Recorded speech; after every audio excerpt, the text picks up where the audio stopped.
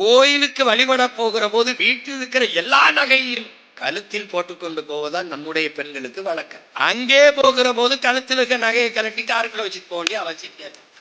இவ்வளவு நகை பேர அக்கறை இருக்கிற நீ என்ன மயத்துக்கு வண்டியில் வச்சுட்டு போன?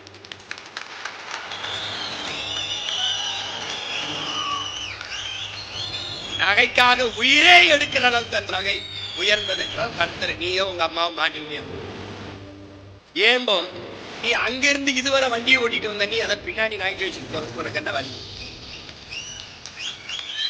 அதுக்கு ஒரு ஆளை வச்சு நீ பெரிய நட்சத்திர விடுதிக்கு உணவு விடுதிக்கு சாப்பிட போகல, ஒரு ஜவுளி கடை நகை கடைக்கு போகல, அங்க காரை பின்னுக்கு எடுத்து விடுறதுக்குன்னே ஒரு பணியாள் நிப்பா, அவன்றது பின்னாடி எடுத்து விடுங்கன்னு சொல்றது. நீ சாமி கூட வந்துட்ட, நீ ஒழுங்கு மரியாதையா கார் எடுத்து உள்ள விட்டு அப்புறமா இந்த கேள்விக்கு யார்ட்ட இந்த இடத்தில் எவன் முதல் குற்றவாளி என்பது நமக்கு தெரிய வைக்குது.